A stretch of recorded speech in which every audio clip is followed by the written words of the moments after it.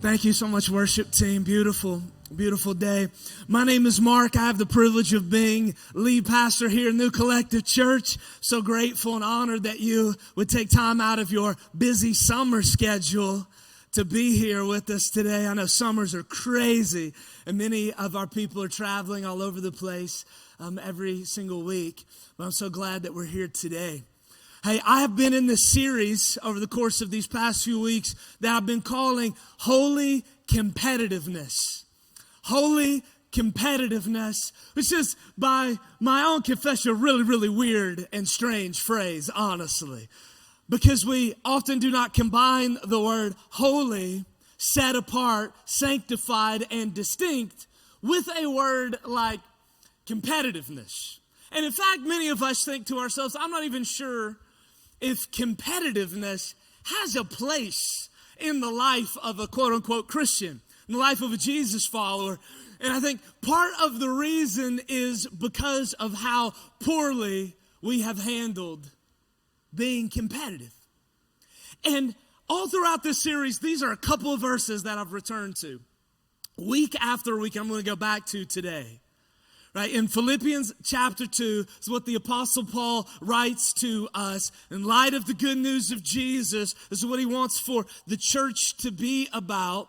He says, do nothing out of selfish ambition or vain conceit. Again, this is why we struggle with competitiveness. It's like, yes, I don't think I should do anything with a rivalry-like nature, with a drive and a passion, and I should not, to the extent that it is vain conceit, that it is about me, that it is about us, that we do what we do for all eyes to be on us and all eyes to be on ourselves. This is absolutely true. This is absolutely right. We don't do anything out of rivalry or vain conceit, or we shouldn't. We shouldn't. But have you ever noticed how easy it is to judge other people of that and to accuse other people of that? But it is sure really, really hard to take a moment and examine our own hearts and our own motives. Right? It's really, really easy to predetermine that we know somebody and we're pretty sure, right, the only reason why they do what they do is for vain conceit. There have been people at times in my own life who have said things like that. Like, the only reason why you are up on a stage talking with lights and a microphone and all that is you have to be so conceited to do that. I said, well, you can be. I can be. I have the capacity in myself to be very, very conceited. I am a human being. I have that capacity. But let us not make the assumption that because someone, not just me, just anybody, that someone is doing something, that the only reason why you would try to do something is out of vain conceit. See, because here's what we also then do, as we've discussed all throughout this series. This is why, as Jesus followers, then we just slip into a zone of complacency. I would rather do nothing than to possibly do something and someone accuse me of being conceited. And I'm just like, oh, but we can't do that either, can we? We can't stop loving God. We can't stop loving people. We can't stop using the spiritual gifts that God has deposited on the inside of us. We can't stop preaching the gospel out of fear that someone would say, well, it is only all about you. We can't do that. Instead, this is what Paul says. This is his prescription, right? Rather, in humility, value others above yourselves, not looking to your own interest, but each of you to the interest of others. Rather than slipping into complacency, he's like, I want for you to step out of the shadows and do whatever it is that you do. As he said in Colossians, do it as unto the Lord. And we want to become. This is what holy competitiveness has been all throughout this series. This is why I landed on this phrase. is that we want to be and we want to become, as Jesus followers, a force in this world. Not one of vain conceit, not one of selfish ambition, not one of power, control, authority, but we do want to be a force in this world, but for the glory of God and the good of other people, right? That's why he has us here. That's why he has us here. This is what we are after as a church, as a community. This is what we are after. This is where we are running toward, is we want for people to experience life with Jesus. We want to see the transformation of people and places through Jesus. That's the vision that we have. How do we see that play out? How do we see that happen in our lives, in the day-to-day, in our gatherings, in our region? How do we see that happen? It doesn't happen through complacency. It doesn't happen through, well, somebody will do something for me. It doesn't happen like that, nor does it happen because we're too afraid to step into the fullness of what God has for us and has called us to do because we're afraid of criticism. Friends, I can promise you, you will be criticized in this world regardless.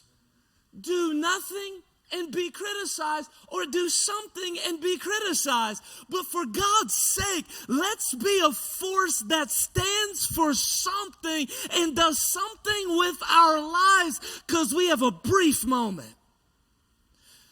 That's why I want to give us this line today, this point of holy competitiveness. Defined it in 4 different ways throughout the series. This is the 4th one. Holy competitiveness is faithfulness and fruitfulness in every phase.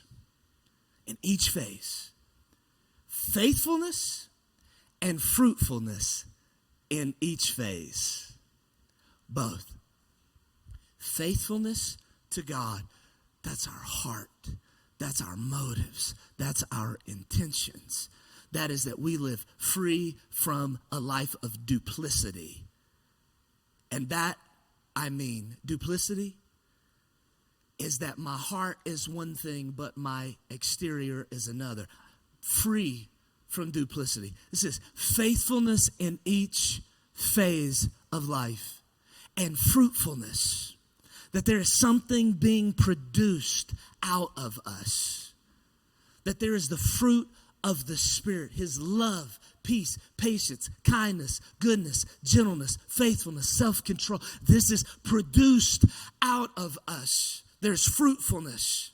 That there is results that we are planting, that we are watering, that we're plowing the ground, that we're taking the gift that God has given to us and we haven't deposited it or hidden it in the ground, buried it for a future time. But we're working it in the phase that we're in. That's what I want to talk to us about today. So we're going to go back to this story that we've been following throughout this series. I've been talking about this guy by the name of Joseph, as you recall, those of you who have been journeying with us. And we find his story in the latter part of the book of Genesis. And I've skipped all around his story this entire time. I gave us the last part and the first part, and then we've hit different pieces along the way. And today I want to go back, though, and I want to unpack each phase that he found himself in. Because Joseph, as you know, is the guy who begins as the 11th of his 12 brothers, a younger brother, coat of many colors, dad's favorite kind of guy. And he winds up, as God had given him vision, that he was going to be someone in which people found themselves bowing down at his feet for some reason. He misunderstood at times and perhaps misjudged how people would feel about that, because as you could all imagine, that's not a really popular thing to share, right? He didn't know what that was going to look like, but sure enough, he winds up in Pharaoh's palace eventually, with all of his brothers who had sold him out into slavery coming to him and asking for food, for provision. The very people who sold him out were the people who did find themselves at his feet asking him, will you help us? Now, here's what I discovered, Bible readers. We love stories like that, don't we? Because it's a story I went from the bottom, he was literally in a pit, and I came out on the top. I love a good, I went from the bottom all the way to the top, it seems. That's what we so want to have happen or experience in our lives. We love these stories, right? But here's what I want for us to understand about this. One, that's not how every story works. And also, every story has phases to it. Every life has phases to it. And I need for us to understand why I say holy competitiveness, a drive and a passion to win at what matters most to God and to do it God's way. It happens in phases, and it's not always up and to the right. Man, I wish that it was. I so wish that I could promise to every single one of you today, sign up to follow Jesus and you will go up and to the right for the rest of your life. In fact, I hear these things actually quite often, regularly. Pastors, it's a very good marketing scheme. I understand why you would do it, right? To just be able to say, I'm telling you, if you take you and you add Jesus to you, it's only up and to the right from there. And I'm like, well, I mean, Jesus is very, very helpful, no doubt. He helps me make better decisions. He helps me be increasingly wise. He will help me be better at relationships. There's no doubt I'm better with Jesus than I am without Jesus. There's no doubt. There's no doubt. But that also is not the equivalent of, well, I'm going from the pit and I'm headed for the palace, right? And I'm just walking up a staircase that just is a staircase of increase and favor every single day. It's unfortunately not what Joseph experienced. Instead, I want for us to see each phase and his holy competitiveness, that is faithfulness and fruitfulness in each phase. All right? You tracking with me? Make sense? A little bit too early. Midsummer. I'm tired. Stayed up late shooting off leftover fireworks, right? It's like, how many fireworks did people buy this year? I'd like to see a number of that, right? In terms of sales, must have been good, right? Because I just see them like everywhere, right? It's been like 2 weeks of fireworks. Right, anyways, all right. Let's look at this phase. Let's look at the phase where Joseph found himself. Let me not stutter so much. Found himself in Potiphar's house after he sold into slavery. Look at this, a couple verses. Genesis 39, verse 2 through 4. The Lord was with Joseph so that he prospered. Again, some of you are like, but you said it's not up and to the right. It's not just prosperity, but here Joseph, he prospered. But look at this. Let's continue to track. And he lived in the house of his Egyptian master.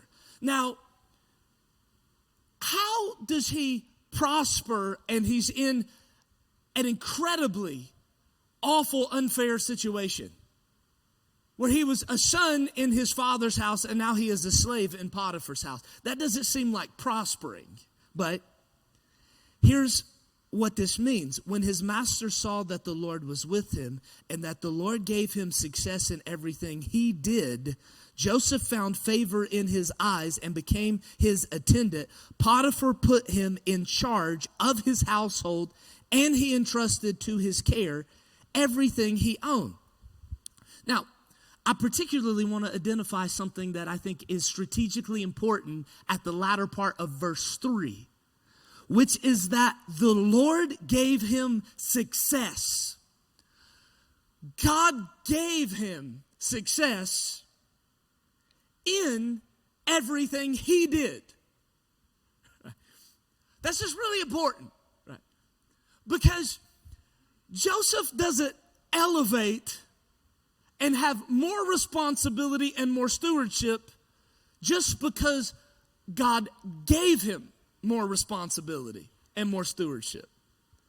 God gave it to him because he was with him, and he gave it to him while he did something with what was deposited into his life.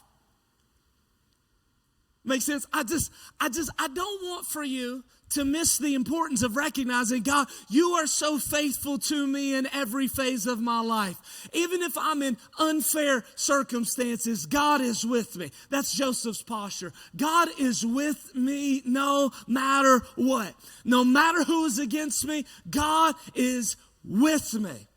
God is faithful to me. And my heart belongs to him.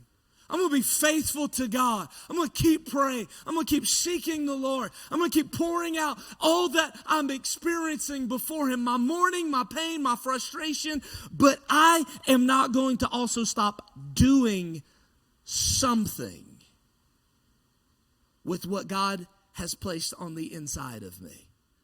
Faithfulness and fruitfulness.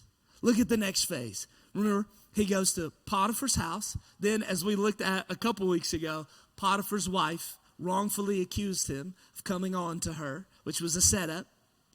He is more unfairly and unjustly treated and sent into prison. So this is a scene, though, from that phase. In the next chapter, Genesis chapter 40, Pharaoh was angry with his two officials, the chief cupbearer and the chief baker, and put them in custody in the house of the captain of the guard, in the same prison where Joseph was confined. Well, God is so good at connecting the dots right before our eyes, even when we don't see them. The cupbearer and the baker show up in the prison, sent there by Pharaoh, whom Joseph would need to get connected with to be positioned in the right place to be able to provide for his brothers in their time of need. I'm telling you, there are people in your life right now that you're being introduced to and you're getting acquainted with, and you do not look at them as though that you value their purpose in your story. You just dismiss them, or you think that it is accidental or happenstance that they are there. So sometimes we tend to not treat people all the same. Have you ever noticed that? If we don't think that they are valuable to us in what it is that we're trying to accomplish, we dismiss their purpose in our own story. See, this is why it's so crucial for us to return back to that initial principle. If we are not valuing others and taking interest in others more than ourselves, we will miss the miracle of God that's right in front of us, that is another person, that may be from another place, that does not look like you, think like you, and seemingly is a misfit in your life. You just don't really fit in my story. What if I told you?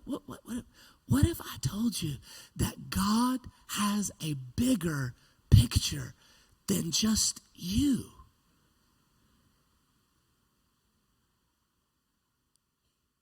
It's mind-blowing, isn't it?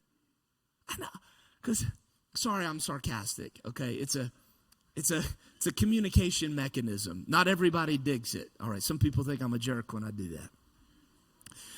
And you can send me an email as well, and I will receive it and fall on the sword and confess to being one. Okay, I don't mean it to be that way. I just realize that most of the time we are trained to primarily think me, me, me, me, me, me, me, me. Oh, and you are here as a person in the background in a scene of my story. But it all actually doesn't orbit around you. And that's a good thing. It's a good thing. And that means that I can, in a moment like what Joseph is in, look at someone else and not just dismiss them, that they have no value, but instead engage with them as though that they are just as valuable to God as I am. All right, and so that's why he does this. Look at this. The captain of the guard assigned them to Joseph, and he attended to them. After they had been in custody for some time, each of the two men, the cupbearer and the baker of the king of Egypt, who were being held in prison, had a dream the same night, and each dream had a meaning of its own. When Joseph came to them the next morning, he saw that they were dejected. They're sad, they're discouraged, they're worried about this. So he asked Pharaoh's officials, who were in custody with him in his master's house, "Why do you look so sad today?" "We both had dreams," they answered, "but there is no one to interpret them." Then Joseph said to them, "Do not interpretations belong to God? Tell me your dreams." Right. Enter Joseph. People who did not have the ability or understanding or wisdom to pay attention to the dreams that they had, but they believed that they were important. They knew that they had meaning. But they needed someone to step into the midst of that moment and engage with them. And guess who was there? Joseph, the dreamer, whom God had spoken to through those dreams that he had had in the past. But those dreams, watch this, were primarily about his life. But God had moved him to a phase and matured him to a point where now he could look at someone else's life and what they were experiencing and take the gift that God had refined in the previous phase and use him now in the phase that he was in. Come on, don't miss that, friends. There is something in the previous phase that God did to refine the gift that he has placed in you, to position you now, not just to help you, but to help somebody else be able to understand what it is that is being communicated in that very moment in their own life. Come on, I'm so grateful today that God doesn't waste anything. God doesn't waste a phase. God didn't waste the phase in Potiphar's house in Joseph's life, but used it in positioning him now in this moment in the prison. And this further positioned Joseph for the next phase, because Pharaoh hears about Joseph eventually, that there is this person who can interpret dreams. 2 years, over 2 years goes by before Pharaoh hears about Joseph's gift.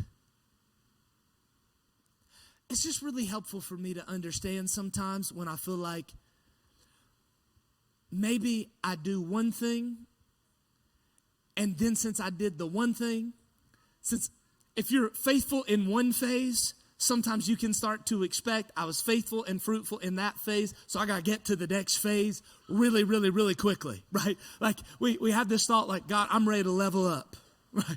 I'm level up, right?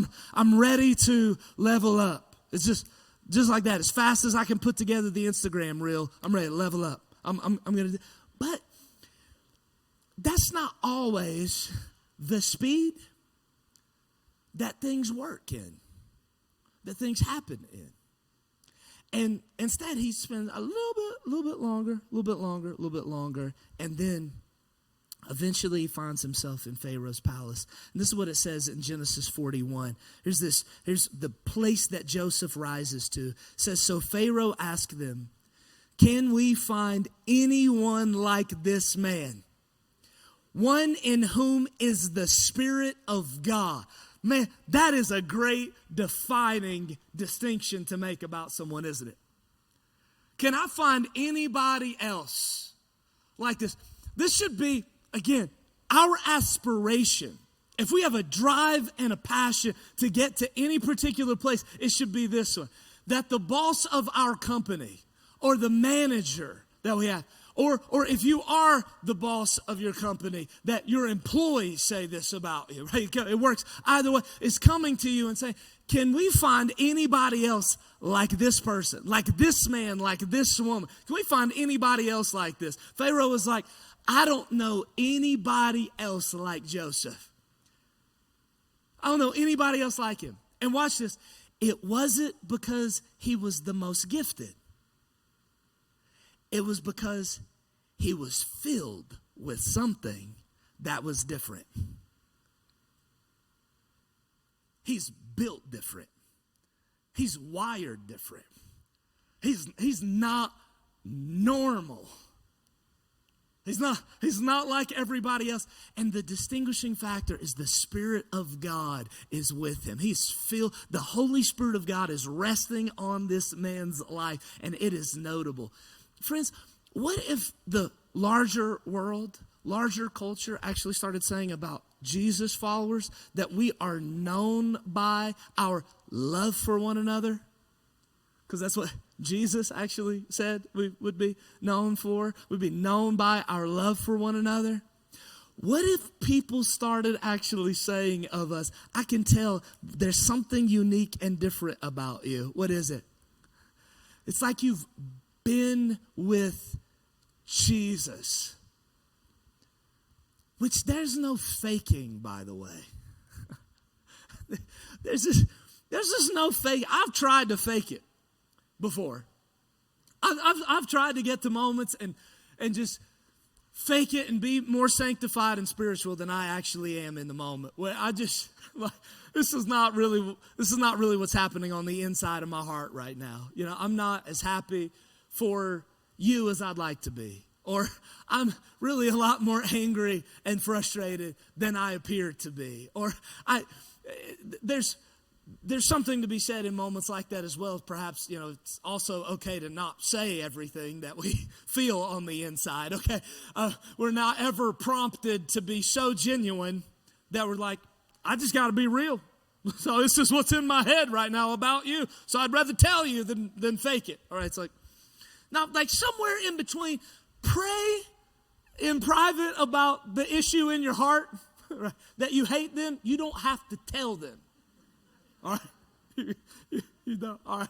Anyway, you don't have to lead with that. Like, let me get it off my chest and ask for forgiveness later. It's like, no, it's like, pray.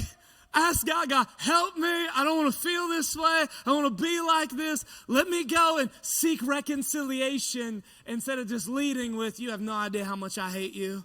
You can lead with, hey, I haven't gotten everything right. Would you forgive me? And also, I would like for you to know what happened between us. There were some things that did bother me. That's actually okay to do. It's okay to do. And then if they just explode on you, it should have bothered you. Can't believe that. They are the ones that need to be praying first about the anger they have on the inside before they tell you everything they think and that's in their heart. That's not in my notes. That's all for free. All right. This is the possibility that you might find yourself in predicaments like that. I know that there's probably no conflict in any of your relationships, and the world you live in is perfectly peaceable and fine. But just in case, more sarcasm for you. I'm sorry. It's a habit. It's a habit. I'll work on it eventually. All right. Can we find anybody like this man, one in whom is the Spirit of God? Then Pharaoh said to Joseph, since God has made all this known to you, there is no one so discerning and wise as you. Evaluated experience will do that to you. Right. Experience can help us become increasingly wise or increasingly cynical. You get to decide. Evaluated experience, that is helpful in each phase where I'm faithful and I'm fruitful and I evaluate the experience. Joseph has done this. He's increasingly filled with discernment and wisdom. So Pharaoh says, you shall be in charge of my palace, and all my people are to submit to your orders. Only with respect to the throne will I be greater than you. And again, That's what puts Joseph in the position to be able to provide for his brothers when they come crawling to his doorstep in a time of famine and need. Faithfulness and fruitfulness in each phase. So here's my encouragement to us today, friends. It's this. The phase that you're in, it's just a phase, so fulfill it. It's just a phase, so fulfill it. It's just a phase. It's not forever. It's not forever. You're not going to be in the phase that you are in right now forever. You won't be. You won't be a student forever.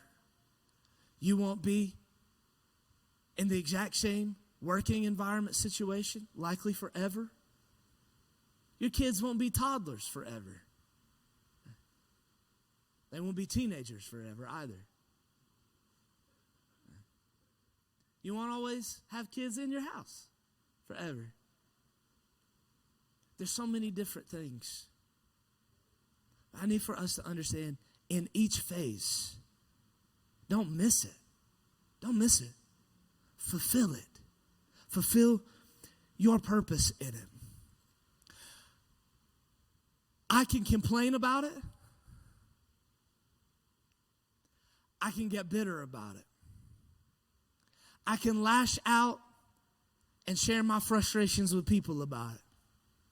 I can blame you for it. Or I can fulfill it.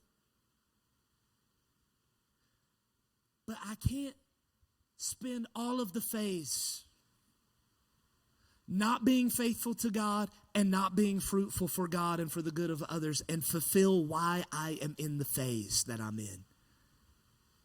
We can't. We can't. So 3 things real quick. You're just now getting to 3 things. Yes, I am. All right. But quickly, let me go old school Baptist preacher mode on you here for a moment. I got 3 points. They all start with the same letter, just for you. All right. Depend on God. How am I going to fulfill my purpose in this faith? Depend on God. I've circled back to that all throughout this series because, friends, if we're not trusting in God, we are not going to make it. We're not going to make it. We're not going to make it. We depend on God as opposed to depending on anything else. It's not depend on God in addition to depending on people, depending on money, depending on me being able to maintain my standard of living in a time of inflation. I'm telling you, that rattles us, doesn't it? I can always tell when I'm trusting in people's opinions of myself. And somebody says something to me, I'm like, oh man, you're right. You're right. I should just pack it up. You're right. Or I can tell when I'm trusting on God, where it's not about me. Lord, it's about you. It's about building your church. It's about seeing people meeting Jesus and coming to new life. And this is what it's about. We can always tell when we're trusting God. Depend on God. Second thing, develop your gift. Develop your gift. In each of the phases of life, you have opportunities to develop the spiritual gift that God has given to you, or gifts that God has given to you. Develop your gift. And sometimes you will have to develop it, watch this, in darkness. Not in places where everybody gets to see it. And that's okay. And that's good. I can't begin to tell you today how glad I am that so many of the churches that I preached at when I was 17 years old didn't have a YouTube stream. I'm so glad.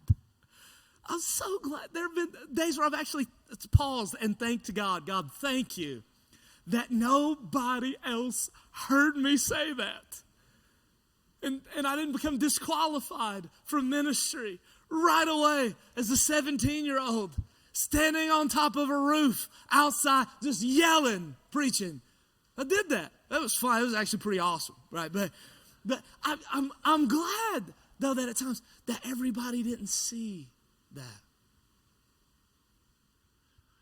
We develop our gifts in each phase. And sometimes we develop them in places that seem a little lonely or a little isolated, we're by ourselves, I would also like for us to understand that the size of the audience does not determine the significance of the gift. The size of your audience does not determine the significance of your gift.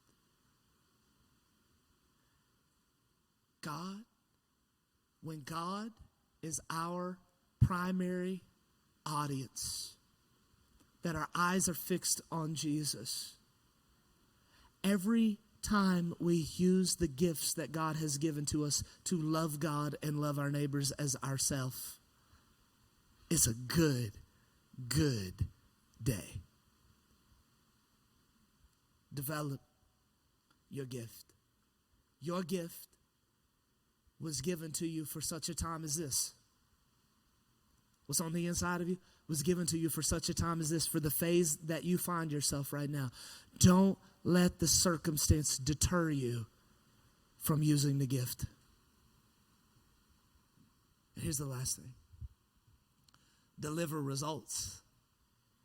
Deliver results. I had to be reminded of this from time to time. Joseph delivered. He delivered results. Everywhere that he went, it's like, this is what is in my hand. I'm going to do the best I can with what I have right now. You're like, Pastor Mark, can I guarantee results? Can you guarantee results? No. I can't guarantee any kind of result or any kind of outcome in somebody else's life. I never can. But that's not what we're talking about. Delivering results is not me being worried about the numbers of the outcome or how significant people think that those results are. No. It is simply what I am doing with what God has placed in my life right now. Am I faithful to Him with it? Am I fruitful? Am I fruitful? Deliver results. Deliver results. And then, friends, no matter what comes in this world, you're always going to be positioned in each phase to be postured in a position of holy competitiveness. We'll depend on God. We'll develop my gift. I'm going to. Even when nobody's watching. We'll deliver results today. We'll start small with what I have. That's what I have. Before I end today in this series, how would you do this for me? Would you just stand to your feet with me for a moment before I pray and we land this today?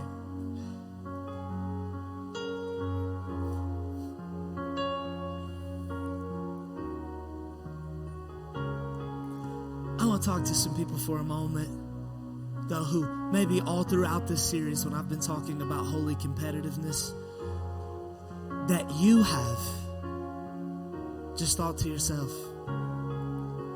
I feel like I've lost, though.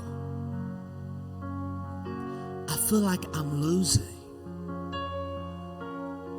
And this is all I could picture in my mind, is that I bet when Joseph's brothers got to Joseph and they found that he had fulfilled each phase and that the fulfillment of what he had seen early on had come to pass, and they had to crawl up on his doorstep and ask for help, I bet they felt like losers. But Joseph, what did he do? He forgave them and he provided for them. You know what God does? No matter how many phases previously we've lost, we made bad decisions regarding ourselves and how we've treated other people. You know what God does? He's like, come to me. Come to me. I'm faithful and just to forgive those who confess. Come to me. Come to me. You feel like you're lacking now, and you're crawling up to me weak and empty. Come on, I'm still Jehovah Jireh, your provider. I'm still a God who owns cattle on thousands of hills. You think I don't have something that could fill you now still? No, I do. But I want to talk to people who feel like you've been winning. You're just slaying all of it. You've been crushing it in every facet, every area of life. Like what Joseph thought he was like before he had done anything. Well, we also have to humble ourselves, friends. We got to humble ourselves. We got to stay humble and hungry for the presence of God. That God, if you don't do something new in me today, I can't go forward. I'll die at the doorstep of the destiny that you have for me. I gotta stay humble. Stay humble. I want to talk to the people who are perfectionists. That the only reason why you haven't signed up to serve, the only reason why you haven't shared the good news of Jesus with a neighbor, the only reason why you haven't offered encouragement to someone around you in your life, it's because you're afraid you won't do it perfectly.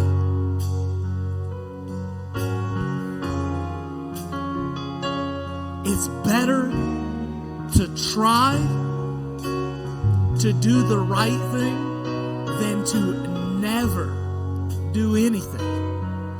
If you're waiting for you to get it perfectly right in every way, friends, you'll miss the phase. And I want to talk to somebody who feels so gripped by fear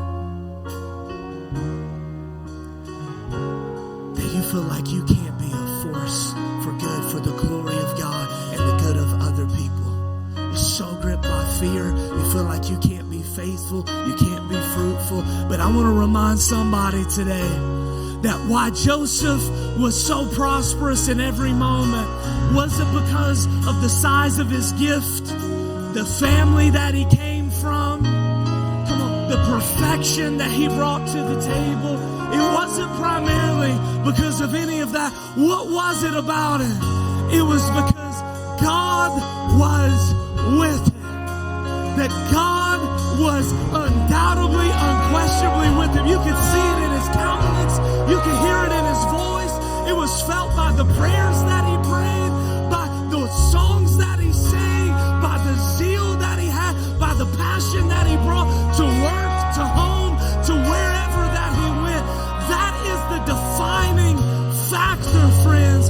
So we do not have to live in fear, because God has not given us a spirit of fear or timidity, but one of a sound mind and love and of self-control. So you are free to be wholly competitive. You are free to step out of the shadows, out of the darkness, and out of complacency and run after what God has called you to do. If you receive it. God, I thank you. God, I thank you so much for who you are, and I thank you so much for your presence right now. God, would you open up? Just open up the heavens and open up our hearts right now. And first, I want to begin right here in this moment of prayer, that if you are here and you don't have a relationship with Jesus, there's no better moment than right now.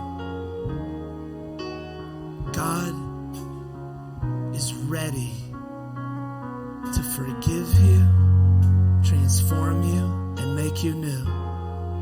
This begins by saying yes to following Jesus. Right now in this moment, you can do that. I just want to guide you in this moment of prayer and conversation with him like this. Jesus, I know I need you. Jesus, I bring my brokenness to you. Confess my sinfulness to you. I thank you for who you are. I believe you're the Son of God. I thank you that you died on the cross. And I believe that you rose again. You're alive. Jesus, right now in this moment, I ask you, would you forgive me, save me, make me new, Lord? Jesus, I receive you right now by faith. I receive you. I receive new life and the gift of eternal life with you right now. Jesus, I give you my life to follow you. I'm yours. I'm yours. Right now in this moment, if that's you in the room, online, wherever you find yourself right now, if that is you, when I count to 3, you just lift your hand and say, yes, Jesus, that is me. I give you my life today, right now. 1, 2, 3, that's me. Give you my life today, Lord. Give you my life today, Lord. Jesus, we thank you. God, we thank you today. We're reminded right now as your people, the moment we first met you. And we're grateful, God, that you haven't left us. Not one time. You've been journeying with us every step of the way, throughout each phase, throughout each moment. We acknowledge that. We celebrate that. We thank you for it. Thank you for it.